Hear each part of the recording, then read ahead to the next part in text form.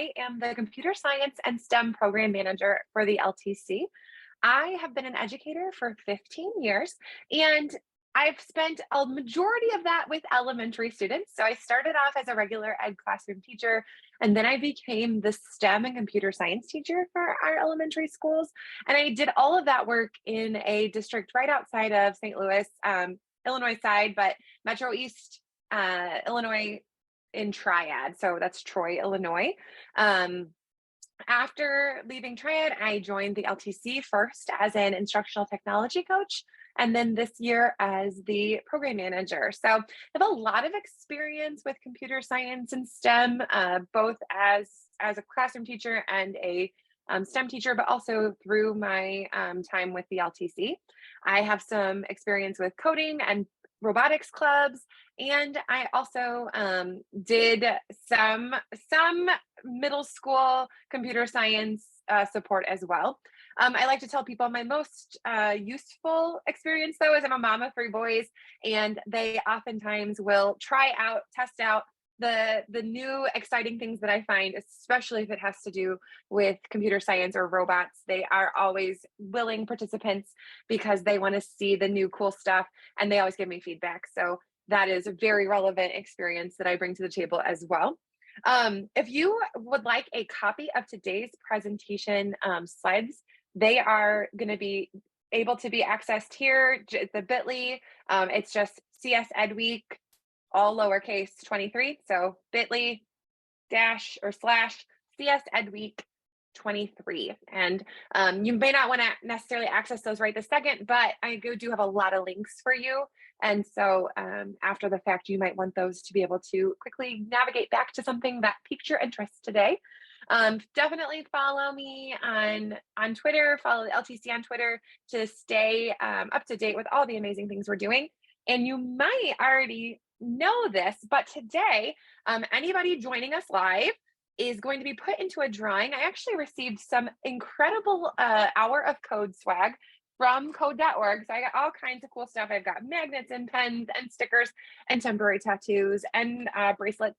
So after today's webinar, I will take all the live participants, put them into a hat and draw out a couple people to receive some swag to pass out to whomever you feel or whoever you'd like to next week during CS Education Week as we celebrate together. Oh, I guess I should also mention important detail. Part of my role as the Computer Science and STEM Program Manager with the LTC is the regional partner for code.org. So one of my role with the LTC is to help facilitate computer science professional development. And we are the partner with code.org. So not only, are we excited to help support during this hour of code, but be on the lookout. We're going to be doing some pretty amazing professional development this summer to help support CS as well with code.org and other partners. All right, so you're here because we are going to get excited about CS Ed Week, but we probably should start with maybe a little background. So what is CS Ed Week? Well, it's an annual call to action, and it's intended to inspire K-12 students to learn computer science. It also has a focus of advocating for equity in computer science education and to celebrate the contributions of students, teachers, and partners to the field.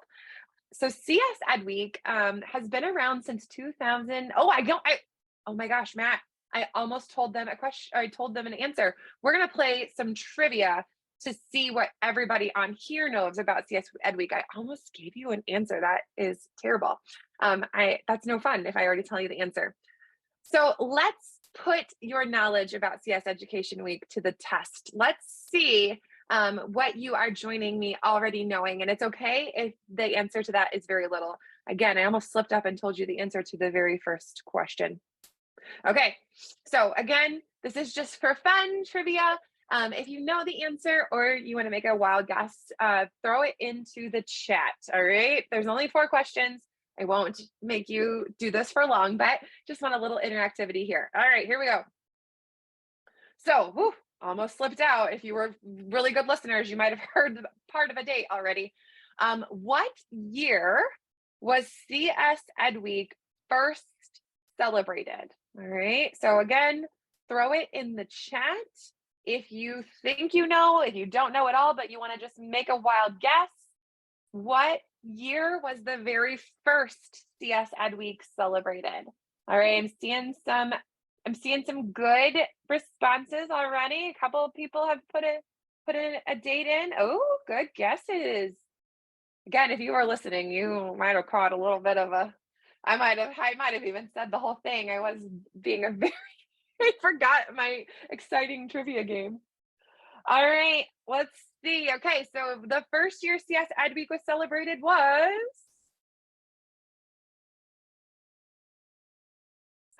2009. Oh, Catherine got it right on the nose, and Carrie was really close.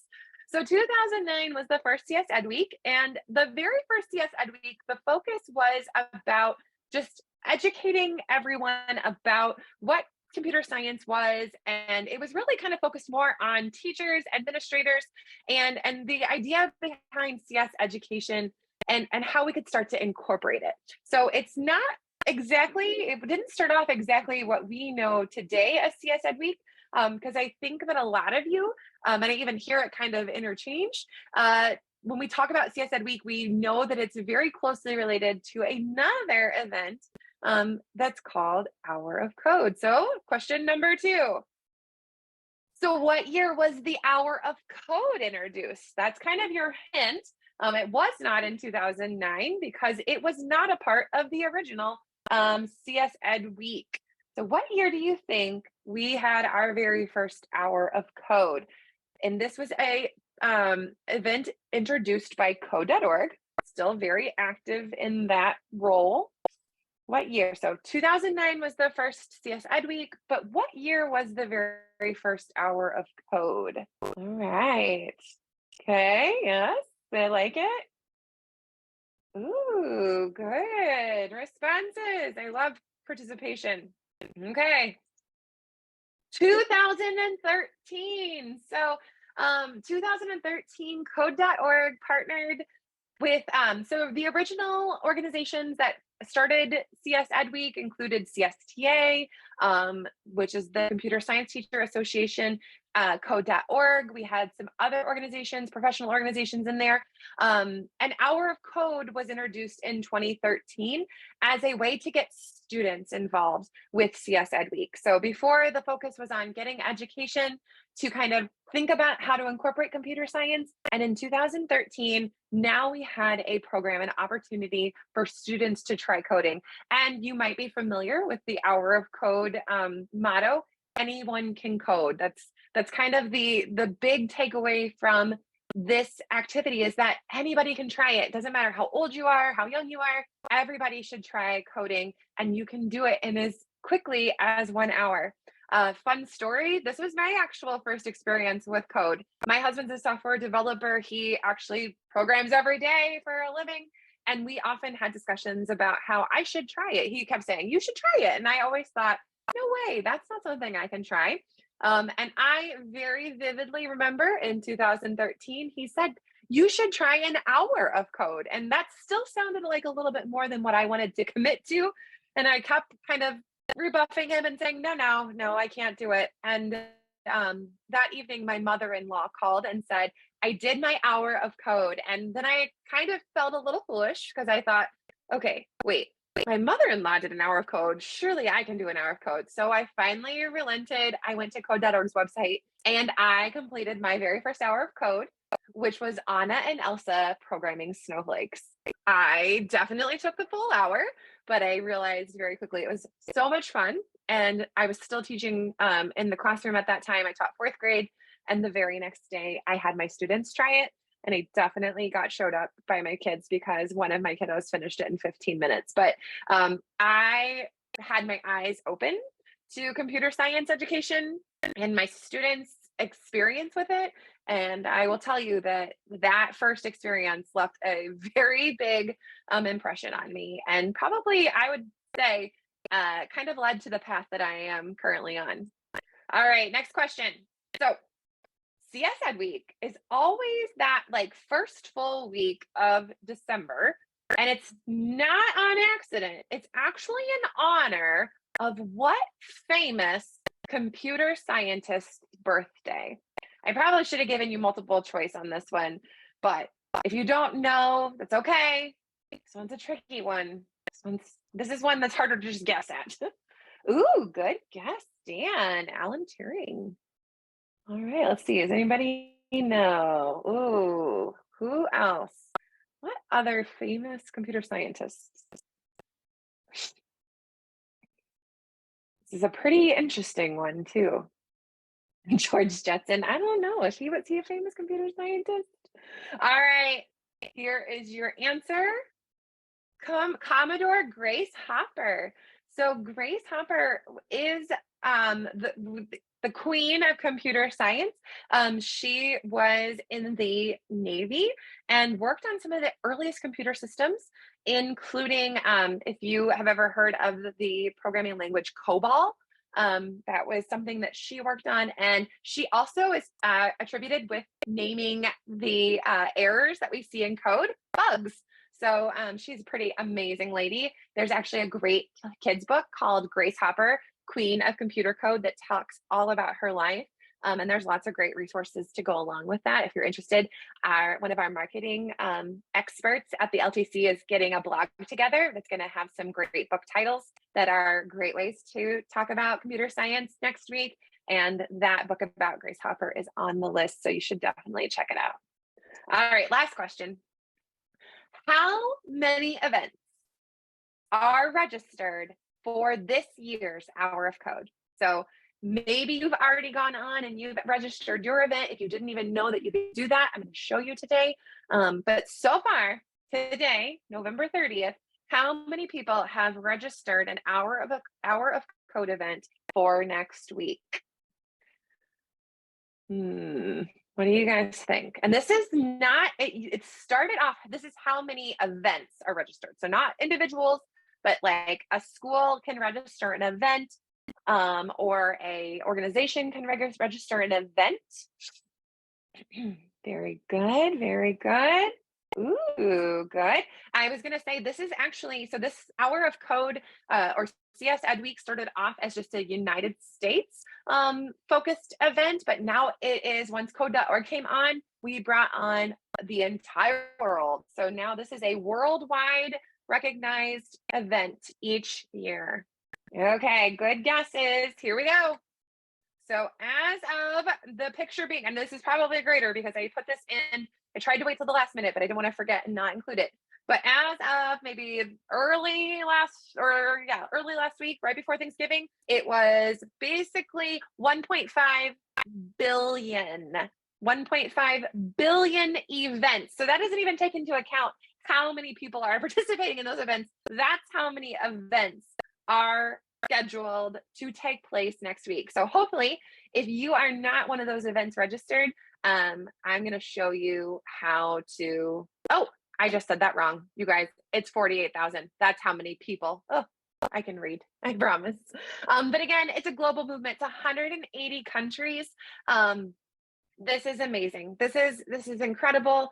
There's all kinds of Hour of Code events, special events taking place literally everywhere. So it is so exciting. And I am so excited for you guys to be here today and learn how to be a part of this awesome week of computer science learning. Thanks for participating with me.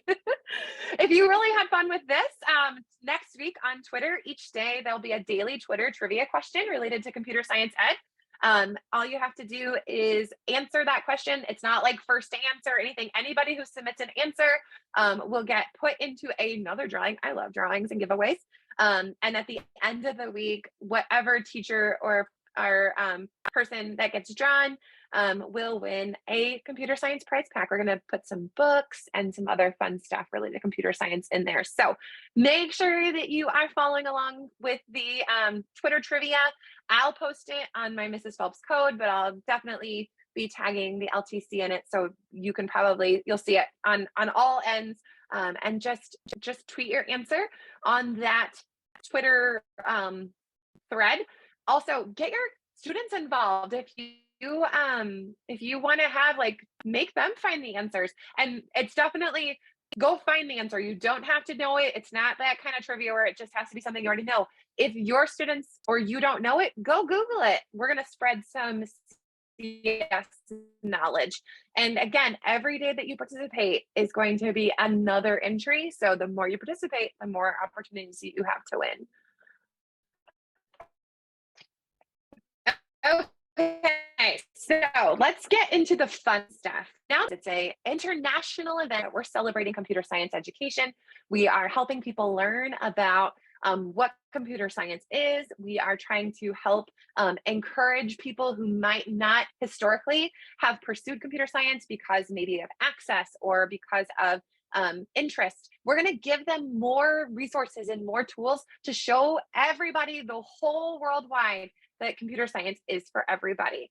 And as mentioned, code.org kind of was the beginning here, and they still are the ones who organize and lead the way on the Hour of Code each year. So I definitely want to show you some of their amazing Hour of Code resources. So they have every year, they put out a few new Hour of Codes, and then they also have access to the repertoire of all the past Hour of Codes.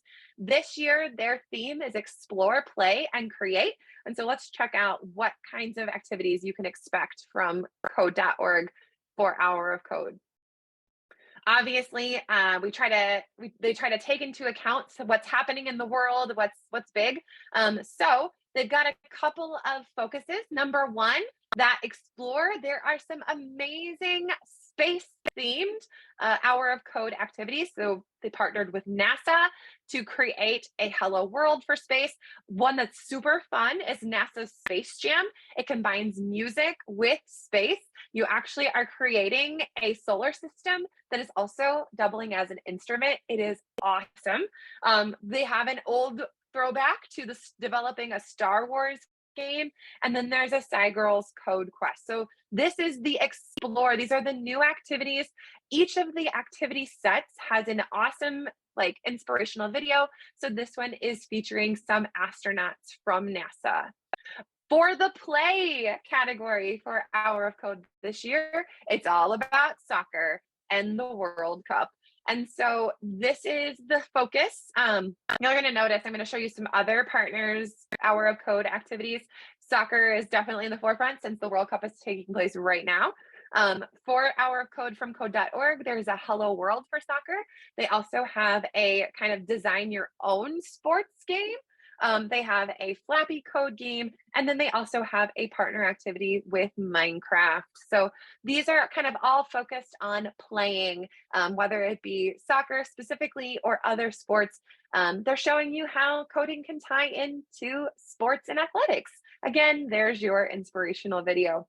All right, the final one is Create, and this is where we're bringing in the arts. So most beloved, I would say, by probably many, is the Dance Party, released originally in 2019. This has been the probably most played Hour of Code, at least I know by my students. If you're not familiar, I want to load it up for you because it will have everybody and anybody having so much fun.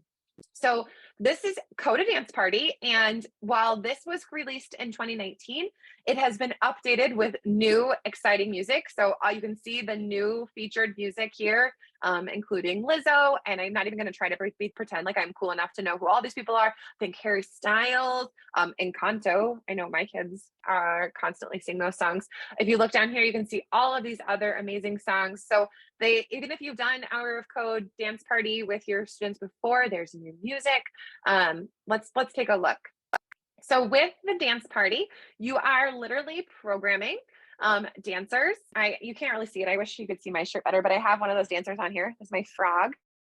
But basically, you are writing a computer program that allows you to decide what the dancers are going to do, from the move that they're going to do to when they're going to do it. You can pick the music, you can pick the arrangement, you can pick backup dancers, you can pick the background. Ooh, it must be busy right now. This happens a lot when we get close to Hour of Code. It starts to get a little busy. So hopefully it'll load up for us. But if not, I'll show you. I can show you something else. Live demos, right? Am I right? All right, here we go. But remember, even if your students have no computer science background, this is a fabulous resource. Because of our slow internet, we're not going to see it right now. Oh, there it goes. There are going to be videos that help guide students on what the expectations are. They're going to give background knowledge. They're going to teach concepts as they go. One thing that I love to do with the Hour of Code is to invite in other people. So this is a great time to show your students, like, your parents can learn to code, your grandparents can learn to code, our principal can learn to code, and everybody has such a great time and has everything that they need to be successful. So you have the videos to help guide what's happening. You also have the directions here. So it says, drag and make a new cat at center block into the workspace and connect it inside the setup block. Choose cat or sloth to create your first answer. Now, you'll notice mine is already done. So let me set it back up to the beginning here, start over. So this is what students see. Right now, they don't have anything going on, but just with a few clicks, make a new cat, click it into, connect it inside the setup. If I wanted to, I could switch it to sloth. Okay, but I'm definitely following my directions, cat or sloth. I can change the music. So right now it's set to Encanto. We'll keep it there, but I can click and drop down and pick different music. And when I'm ready, I'm gonna run. There we go.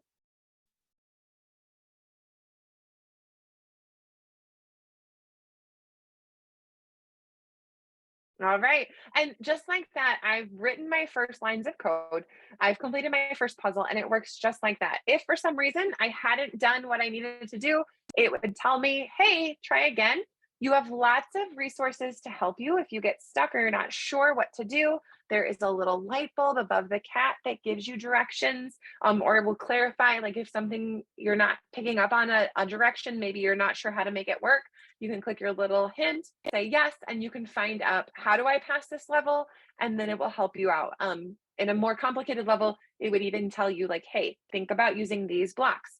But that's all you do. You work through each level. You build and learn about the different blocks of code as you build your dance party. It's so much fun. You get access to tons and tons and tons of different dancers, more music, backgrounds, all of the above to make this party pretty amazing. And again, everything that you need to be successful is right in here. So if this is your student's first experience, it's going to be fun. It's going to be very much guided, and they're going to have a great time. As they work, they're going to see how each of the blocks of code work together. And then, this is my favorite part, once they get to the end of the Hour of Code, it is time for them to go all out. They get to design a dance party that is 100% all them. As we go through the levels, it's going to be guiding. So it's going to say, okay, try this, add a block, try this, add a block. And, for students, that's awesome, because if they don't have any background, they want that guidance. But when they get to 10, they have access to all of the blocks, and even some blocks that they maybe hadn't used yet in the activity. So students love getting to level 10 because this is where they can go crazy. They can add tons of dancers. They can use everything that they've learned. They can keep dancing for as long as they want, try different songs, set up different dance moves, and just have the best time ever. So this is definitely a big win when it comes to using, you go to choose a Hour of Code activity for my students, they typically really enjoy this one. So that is what the new code.org Hours of Code look like. Again, they have kind of three themes this year: explore, which is focusing a little bit on space, sports or play, and then that create, which is focusing on arts and dancing and music. Let's look at some other partners. Another Hour of Code partner is Tynker. You may have seen LTC and Tynker was advertising a webinar for Tynker yesterday. Tynker has a amazing special Hour of Code this year. Again, kind of inspired by the World Cup. It's called the Coding Cup. And so with this Hour of Code, students are actually programming a soccer game. And what's really cool about this is not only are they programming their soccer players to play, but they can actually compete, and they can put their programmed players up against other students from around the world and their teams that are competing. So it's amazing. There's a global leaderboard, so students can actually write their program and let it run. Go back, go and do something, and then come back and check on how their team is doing. It's all about iteration, which just means I'm going to make a team, I'm going to see how they do, and then I'm going to go back and evaluate my code and see if I can make it better. Just like the hour of code I just showed you with code.org, you can do this with little to no coding experience. Everything is going to be very much guided step by step. The hour of code, or the code.org hour of code activities, you do not have to have an account to do them. The Tynker one, you will have to set up accounts for your students. Tynker is, though, SOPA compliant, and they are in the database. So if you are interested in this one for your students, and you need to set up accounts, you can go and find an agreement in the database and get that set up. I did have somebody reach out and ask me about that. But this is so fun, super cool. Next week on the 6th, they are doing a live coding cup event for Illinois schools. So you can sign up to join that. And then your students can kind of see what's happening live, where they're working on coding, and other schools around the United States or around Illinois are also working on it, and they can watch their teams compete. So this is pretty cool. Tynker created this just for the World Cup. I did find out actually their parent company, Bijou's, is one of the World Cup sponsors. So they are very invested in this. So lots of fun. Tynker is a great one for elementary all the way through 8th grade, even and really any of these hour code activities, and I'll show you a way to sort them, are great for beginners. So no matter what age, for your non-readers, you might want to pick something a little easier, and I'll show you how to find those. But really, 2nd grade and up, these are all excellent activities. And students of every age, again, remember, I was an adult, can get a lot out of these events or activities, especially if they don't have any computer science background. All right, Code Monkey has some fun stuff happening next week as well. They have a special hour of code. They also have a sweepstakes going on. If you sign up and have your students complete the Code Monkey hour of code, they are giving away free licenses for a year. So this is a pretty fun one. I like Code Monkey. It's just a little bit different because it is not block based. It is actually text based. So your students actually start to learn syntax. So they type text code. This adorable monkey is trying to get to his bananas. So it's very fun. It's not intimidating, even without that block. Students really catch on very quickly. And again, fully supported. It has everything that students need to be successful. So Code Monkey is a lot of fun. And again, they have a really cool event next week where if you sign on, your students try it and they love it, you may be able to win a free set of licenses for a whole school year. So that's pretty cool. Minecraft, you actually might have seen this one referenced in the code.org. Excuse me. Minecraft has a special Minecraft education hour of code. If you have students in your classroom that love Minecraft, they will love this hour of code, Escape Estate. There are lots of other Minecraft education options on the Hour of Code website as well. So there's more than one. If they enjoy one, they might want to check out the others. Super, super cool, especially if Minecraft is something that your students are interested in. For older students, there is Code HS. Code HS has a special cryptography hour of code. So this is ideal for your middle school, high school students. I'm telling you, they will love the other ones too. They would love Coding Cup. They would love Dance Party. But if you want to challenge them a little bit more, there are some great hour of codes that are still beginner level, but definitely a little more complicated because they're targeting your older students. So if you check out that Code HS website, they have lots of challenges. They have their beginner. They have it's all kinds of options for one lesson or a unit. You can check out everything they have to offer. They even have some different options for hour of code. So there's a web design version, there's a Python version, there's a generating beats version. So we're generating music. This is a great place for students to see that computer science connects to their interests.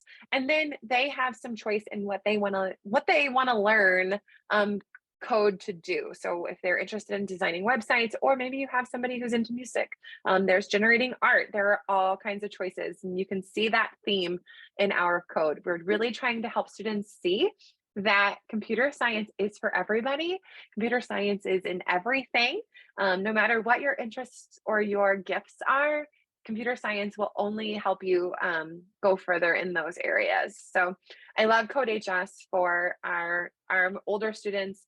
Again, even though it's meant for older students, it's still at the beginner level. So if you have middle schoolers and high schoolers who have never done any computer science, they can still do this and have so much fun, and hopefully really open their eyes to what computer science is and what it could do for them.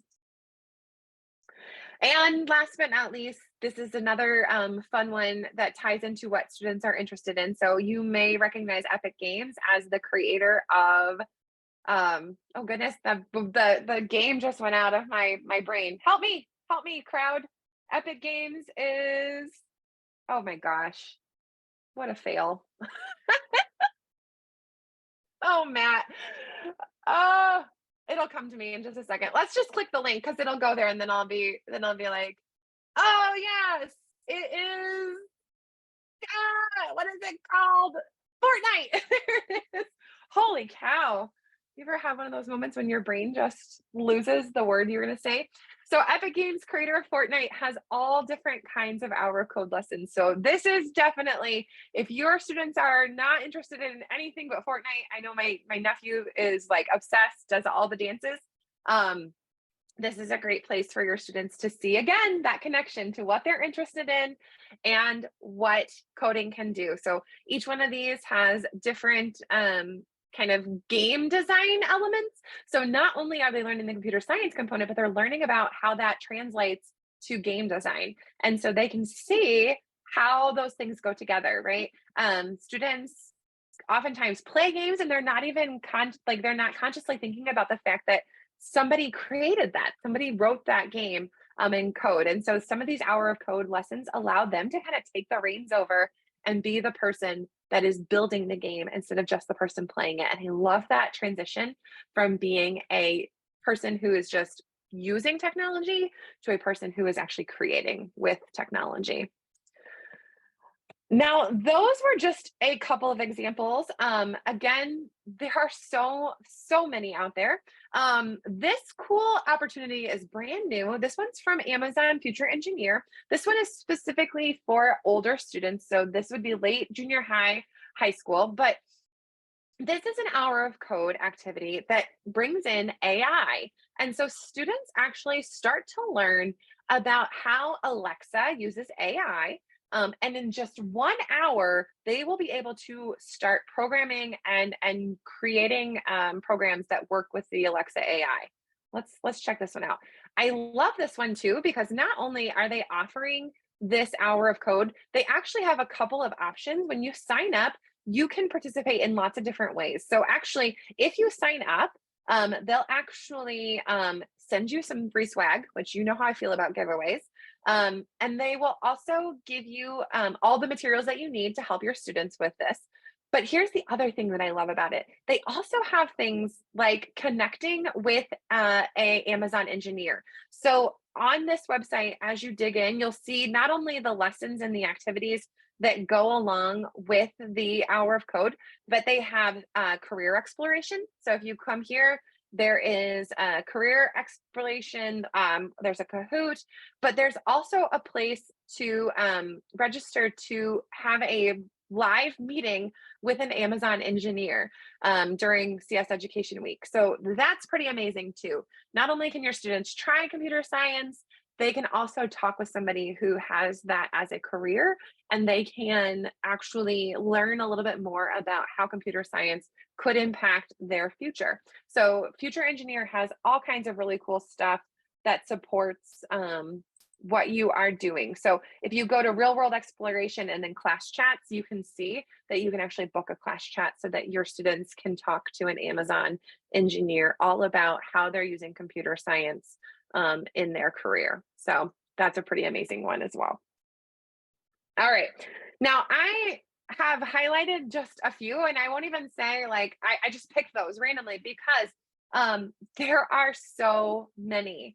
Um, if you go to code.org/learn, which is the link that I just clicked in the presentation, you're going to see all of the ones that I just explained and kind of showed you, plus more. This is where the hour of code lives all year long. It's not just active for the week of CS Education Week.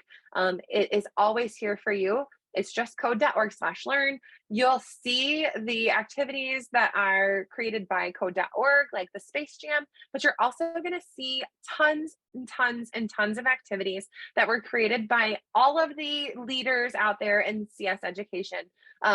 People like Microsoft, like Girls Who Code. You're going to see Codesters, Coder Z. There's our Code Monkey, Codeable, Google.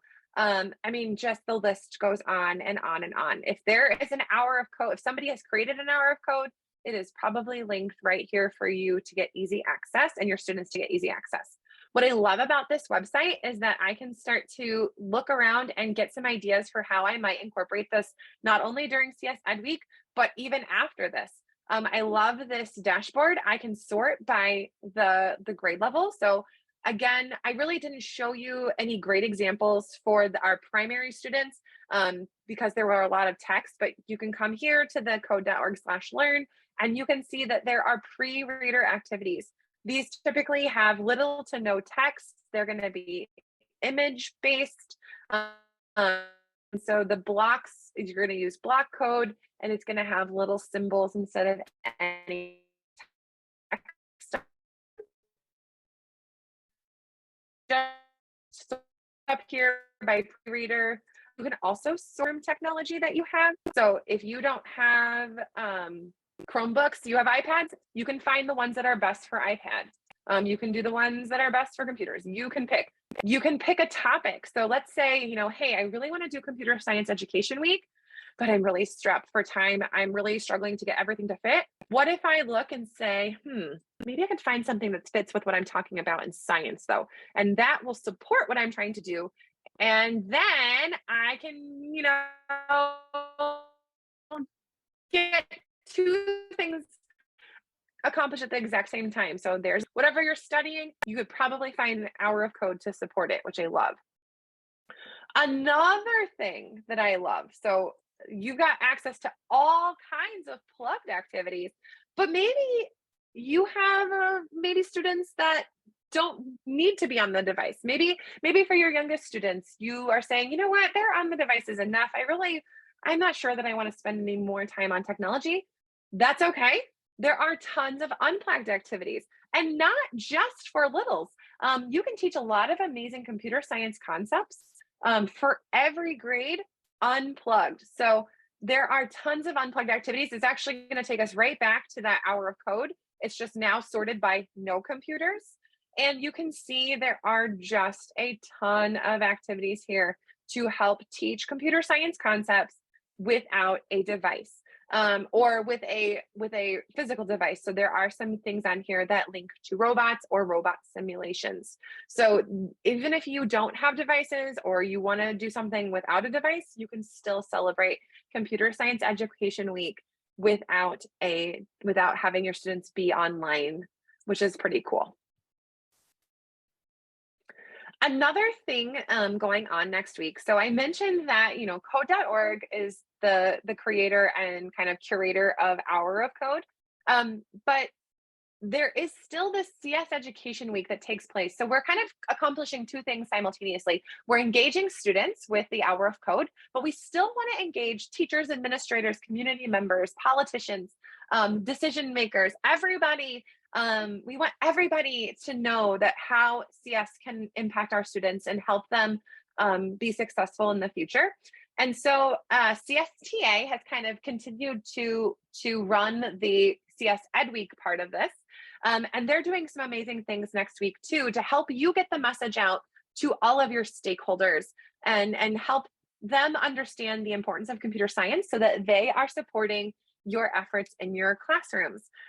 So they're going to kick off the week with CS Heroes. And what's really cool about this is they have tons and tons of posters that talk about real life computer science professionals and what they're doing in the field.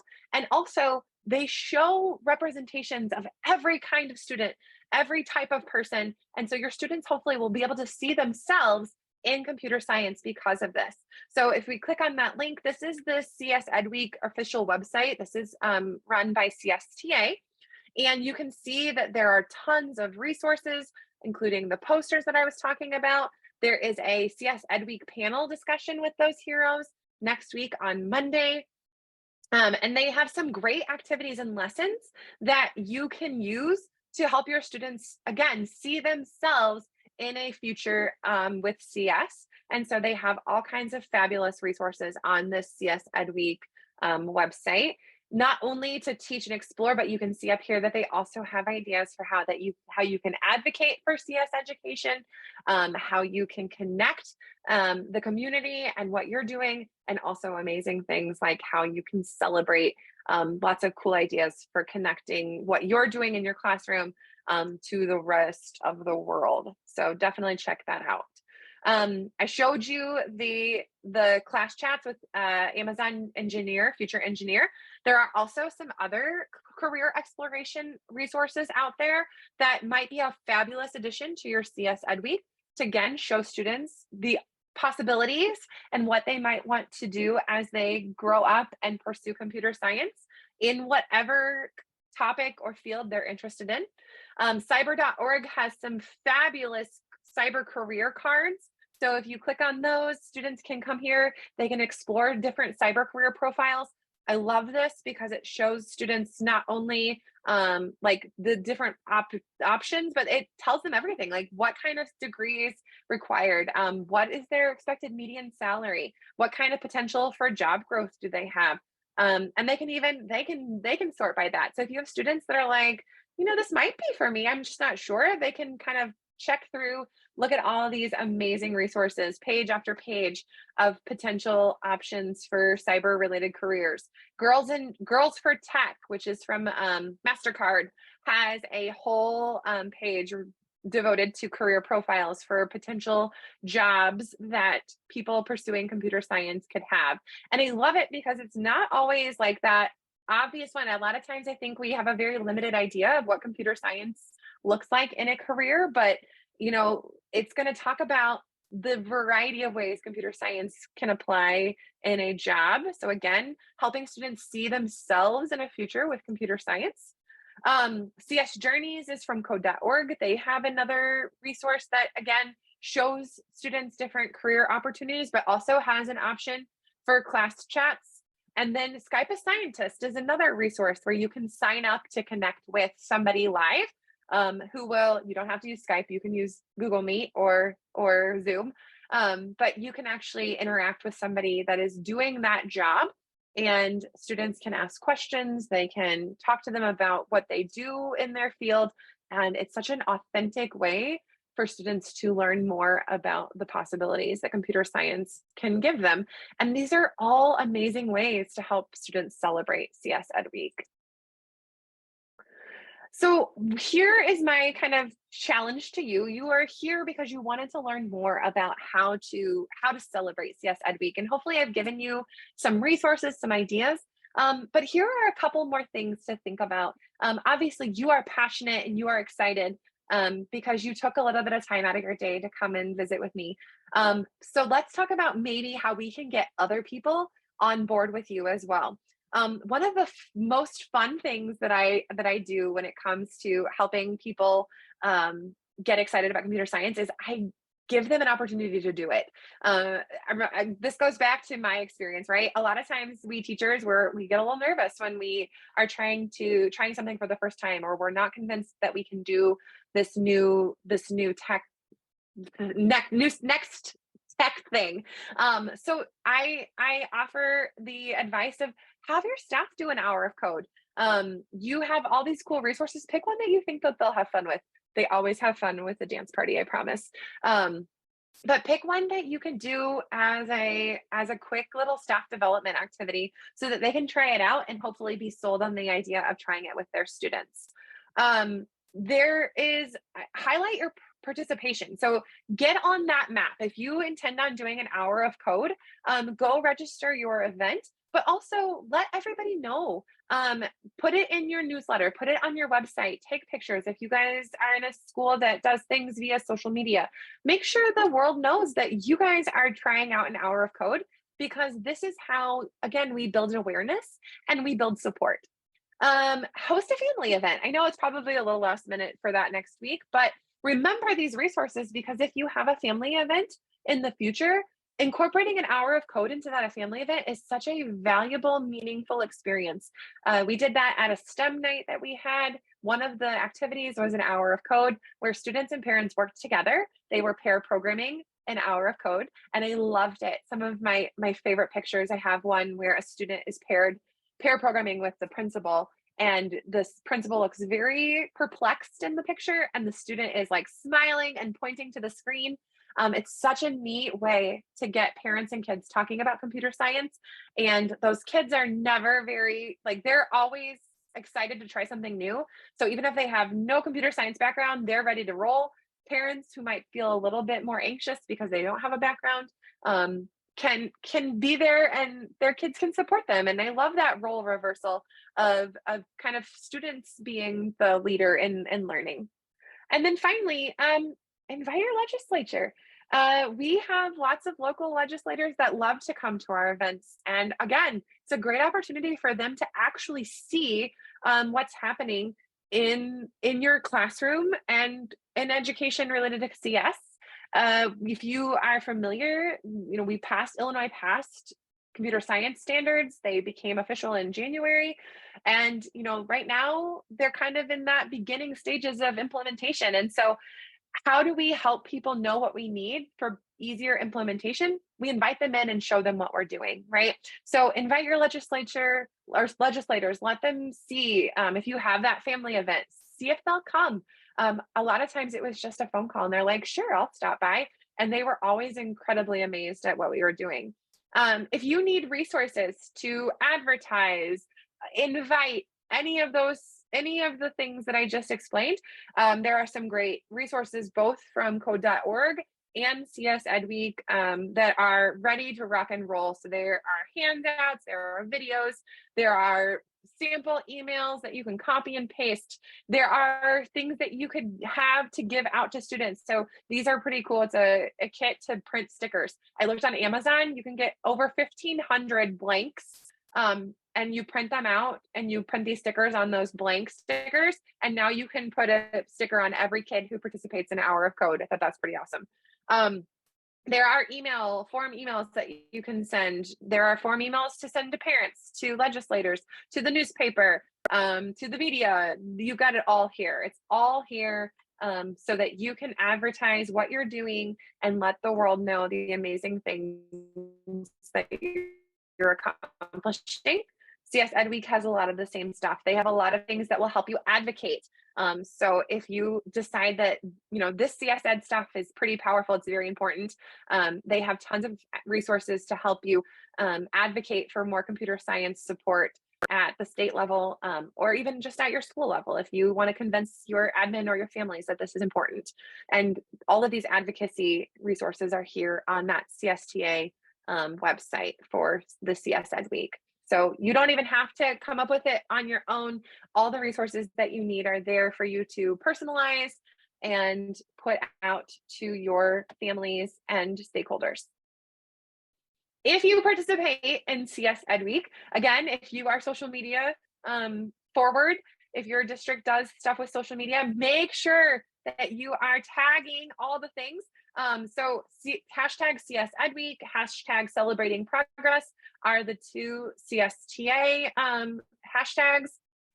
We're trying to start an Illinois focused one, hashtag IL codes. There's also hashtag hour of code.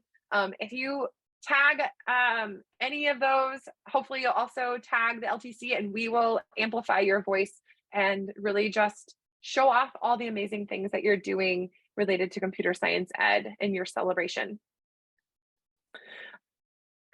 The last thing I want to leave you with is hopefully you're excited about doing a Computer Science Ed Week activity next week. Hopefully, you found some resources that are going to help you have a fabulous time to build some momentum for CS education. But after the week is over, I don't want that connection to end there. Make sure that you stay connected with us because hopefully this is just the beginning. You're going to be like me. You're going to do an hour of code, or your students are going to do an hour of code, and it's just going to like ignite this passion and excitement for computer science education. And you're going to want to know, okay, we did that. What do we do next? And this is how you find out. Every month we have a computer science and STEM network meeting, and that is for anybody who wants to be connected to other people on this computer science and STEM journey. Whether you're a teacher, an admin, you're an administrator, you're a leader, curriculum leader, you're a stakeholder, those network meetings are a place for you to connect with other people, to ask your questions about your programs, about your resources, all of the above. You can come and share something successful that happened in hopes that other people can replicate the amazing thing that you did. So definitely check those out. If you click that, it will take you to the calendar. Oops. And you can see our next one is next week because it's CS Ed Week. We got to have a networking meeting, celebrate. So the next one is December 6th. You can sign up to attend. It's virtual, and you can connect with other people from all over the state working on CS and STEM education. If you want to have an asynchronous option, so you want to have a place that you can go for whenever something pops up, a question, or you want to be connected with resources as they come to me, definitely make sure you're a part of our LTAC CS and STEM community. I post resources as I get them and receive them, but it's also a fabulous place. People ask questions. A lot of times it's a great back and forth. If you ask a question, one of us from the LTC is for sure going to answer, but a lot of times our community comes through too with answers. So it is kind of that asynchronous conversation, and the STEM networking meetings give you a chance to talk in real time. So we love those. Definitely make sure that you are a part of those so that you can continue to get new resources and stay up to date on everything that's happening. Also, if you're not a part of these professional organizations, they're a great way to find out what's new and happening in computer science education. So CS for Illinois is a non-for-profit helping support computer science education for everyone throughout the entire state. CSTA, which I've referenced a ton, is our national organization for computer science, and IDEA is the Illinois Digital Educators Association. So all of those organizations are free to be a member of, and you will just have so much information at your fingertips by being a part of those organizations. So I highly recommend them.